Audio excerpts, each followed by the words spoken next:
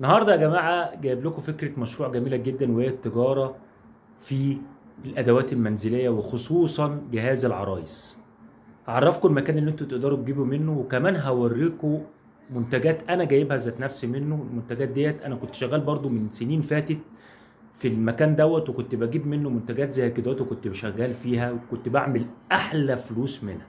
تعالوا كده نشوف انا جايب لكم ايه النهارده. بص كده حضراتكم، شايفين التقومه دي؟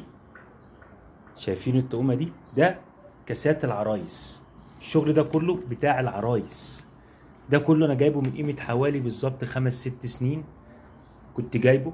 طبعا انا عندي لسه منتجات تانية كتير جايبها، بس انا ما طلعتش كله. يعني المنتجات دي انا كنت جايبها تمام، بس طبعا ما طلعتش يعني ايه كله. زي ما انتم حضراتكم كده شايفين، بصوا.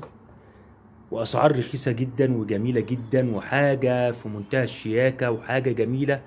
وهتلاقي سعر، طبعا انا ما اعرفش النهارده يعني السعر على ايه، بس يعني الاسعار رخيصه جدا. تمام. هقول لك تجيب المنتج ده منين. وطبعا ده بس مش المنتجات دي بس، وكذا منتج كمان.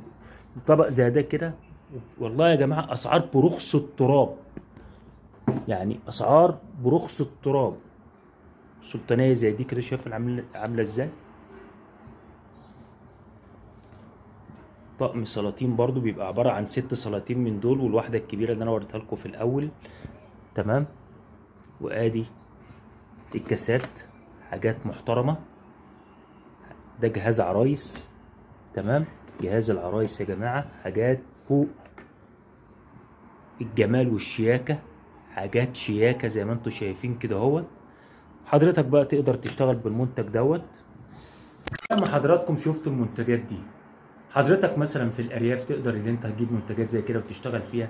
مش بس كده، المنطقة هتلاقيها ابو النمرس في الجيزة، بتلاقي فيها المنتجات ديت. ومش بس كده، بتلاقي فيها كمان مكاوي ومراوح، وفي ترابيزه مكوى، وفي اللي هو المنتجات اللي هي مثلا الفرامه، وفي المضرب، وفي جميع الادوات المنزليه والبلاستيكيه والزجاجيه هتلاقيها في ابو النمرس.